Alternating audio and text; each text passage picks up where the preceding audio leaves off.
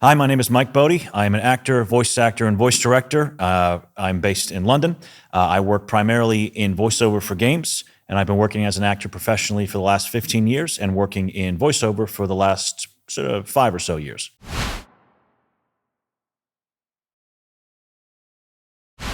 So I trained at the London Academy of Music and Dramatic Art in London, also known as LAMDA. I trained on their MFA course, and a number of years after I graduated, a friend of mine said, I don't want to have to struggle to be an actor. And I said, well, you might have to do sort of low-paid jobs and jobs that aren't all that sort of exciting, or maybe that will make you immediately famous.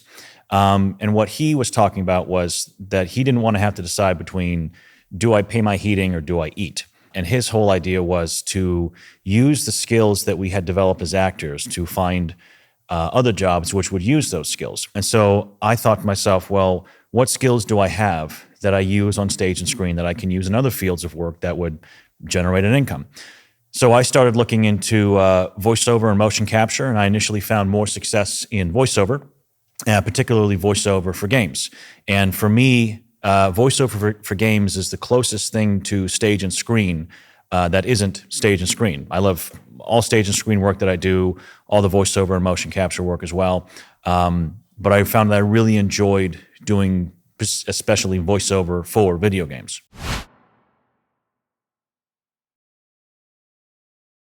When I'm given a character sheet for a character in a video game, and sometimes it might be multiple characters, sometimes it might be a single character, I'll try to find something about that character that I have a similarity to. Like, what is it about that character in the game that, how can I relate to that character? And one of those things that I have in my life or that have happened in my life that might have happened in this character's life or in the situation that they're in, and how can I emotionally access those memories of the things that have happened to me to then find an emotional hook for that character. Sometimes the character might be going through something emotionally which I don't have much experience in, but I can find something adjacent or similar to it so that when I have to perform the scene that the character is in, I have a way of accessing the emotion personally from previous experiences to then better inform the performance that I give.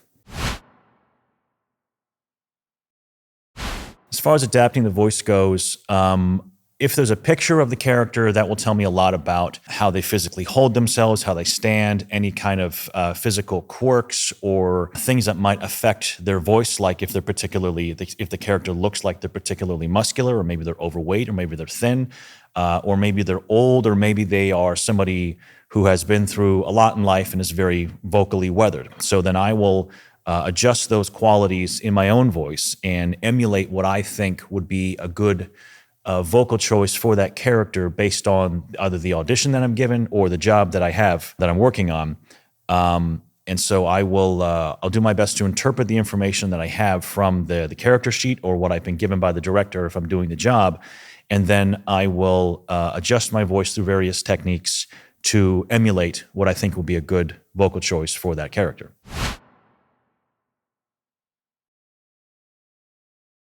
So normally I'll look at the character sheet that I'm given either for the audition or for the job, and I'll decide whether the character, if there's no picture of the character, I'll look at their age. So for example, maybe if they're older, I might put a bit more huskiness in the voice to imply age.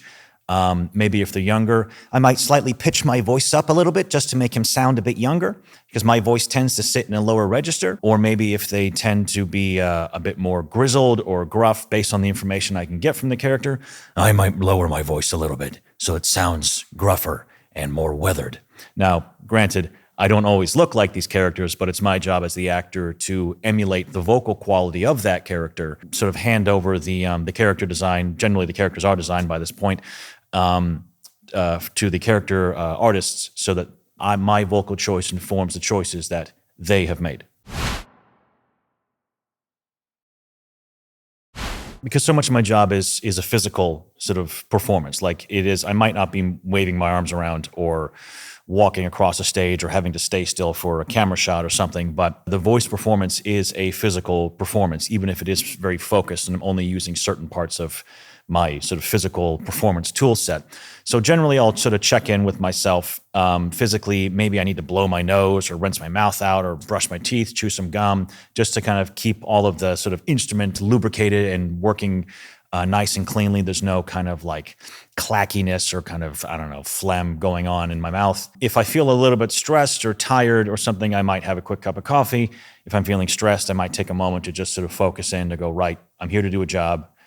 Everything else can wait. Even if I've got other problems in my life, I'll go, I'm on the job. I need to focus in. This is the most important thing right now. I can deal with everything else later. And then I take that focus and all that other sort of like basic physical prep into the room to then do the job.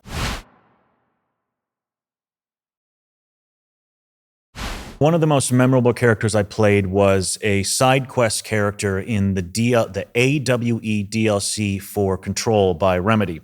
So the character I was playing was a disembodied spacesuit who had lost his helmet. All of the lines were written in full sort of correct grammar and punctuation, verbs and nouns and sentence structure, but the spacesuit was speaking in gibberish. So all of those words were then replaced with words which made no sense whatsoever. But this character, this disembodied spacesuit, believed that he was speaking fully coherent English, and that everybody else just like was an idiot because they couldn't understand him. So he'd say things like to the main characters like, "Lady, you are dirt and ground for loosing, gerbled grapes no taking," which in English makes no sense. And obviously the player character and the character of the director in the game Control has a hard time trying to decipher what this gibberish-speaking spacesuit is saying. And the whole side quest is meant to kind of the player character go and find various objects to try and eventually find this space helmet for this disembodied spacesuit, who is then very happy, but in gibberish, once the player completes the quest.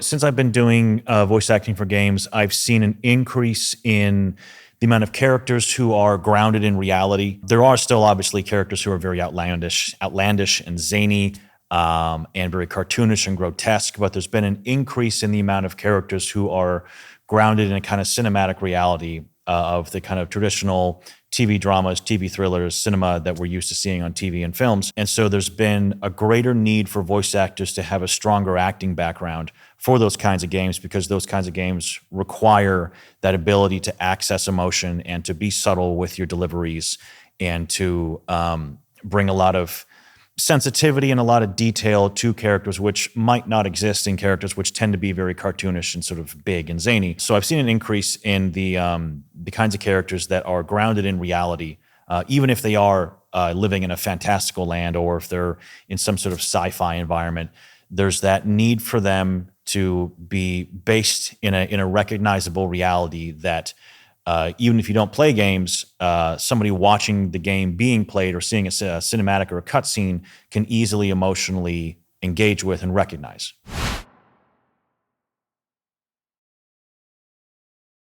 When I'm working on some of the bigger games, they tend to be, the audio will be outsourced to a game audio vendor. So it's a company that will record all of the game audio for the client and then deliver it once it's all done. In those cases, I don't actually often get to speak with developers simply because the project is really big. There's a lot of people doing a lot of stuff and they're all generally really busy. And so the client has left the vendor, and the voice actors and voice directors that they've picked sort of to go and just do their creative thing. And make the best creative choices. Sometimes there's a developer or a writer or a sound designer on the line to kind of help guide it for more context. On some of the smaller and indie games that I work on, I generally work with the developer directly. So what's great is that I've got sort of an infinite amount of information for the project that I'm working on if I have a question about something. It allows me to get more detail about what I'm doing that maybe at a vendor, the voice director might not have that information. Or in some cases, if I'm at a vendor, there will be a writer or sound designer on the line to answer that question. But I tend to be able to get my questions and specific details about the game that I'm working on answered on the indie and smaller games that I work on, because I have a greater relationship and greater interaction with the developer, because generally they're a smaller team. And so I'm sort of multi-rolling, if you will, both as kind of consulting for myself and then also performing for the game as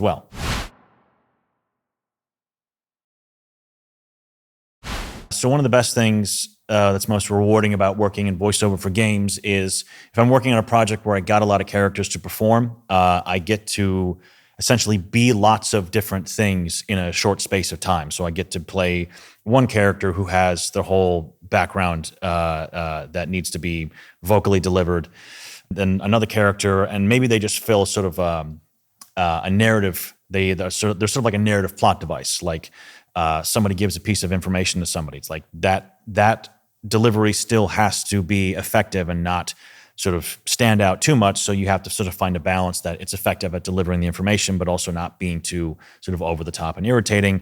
And then I might get to play a handful of other sort of smaller quest givers or smaller NPCs.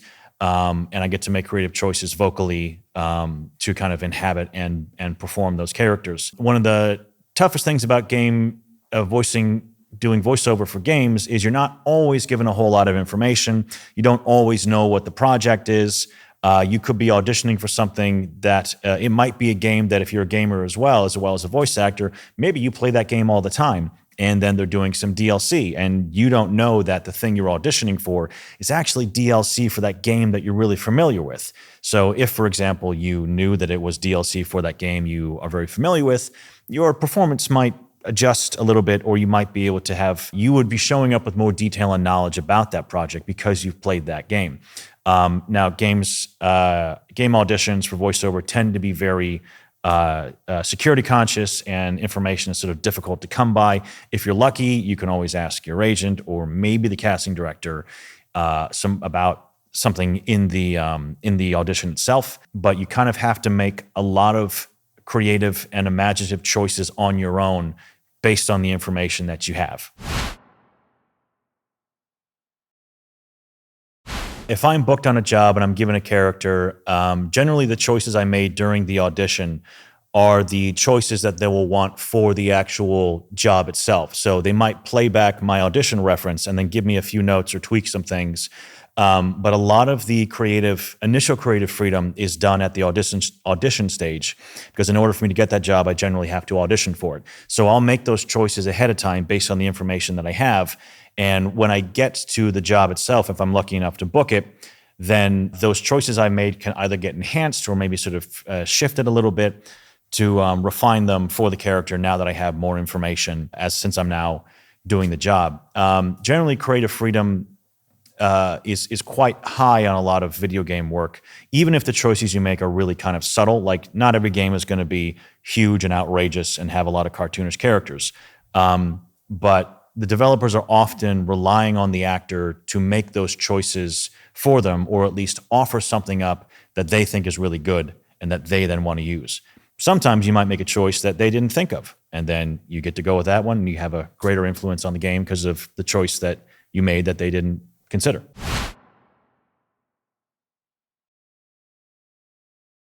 I would love to work on the new campaigns and seasons of Destiny 2. I've been playing Destiny 2 for 7 years now. I've got a couple thousand hours in it. And it was actually Halo 2 which made me consider doing voice acting as a career, because I basically memorized all of the cutscenes from Halo 2 on the original Xbox, and I played it to the point where I broke the disc and I broke my Xbox playing it. And I would love to work on something from the Halo series as it continues to grow and develop. And I'd also like to do anime as well. It's a tough field to find work in, but if you're able to find work, it's a lot of fun.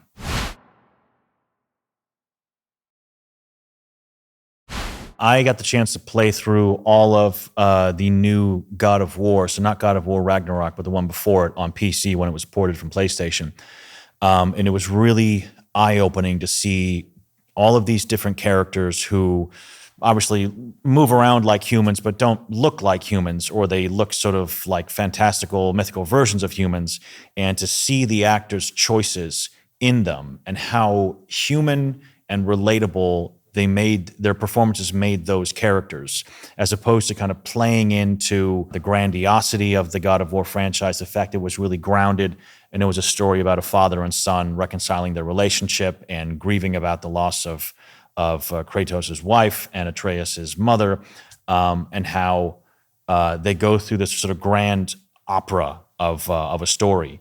and you see all of these really human relationships and all of these sort of messed up situations between family members and things that and history which spans hundreds of years, and to see the actors make really subtle, nuanced, grounded choices in their performance in something as sort of big and epic as God of War was really sort of eye-opening, which said to me that there is mileage for grounded, detailed performances in games where it seems like the game is bigger than the world itself, that there's still at its heart the necessity to be able to relate emotionally and on a human level to the characters and people around you and the relationships so that the player can really enjoy that.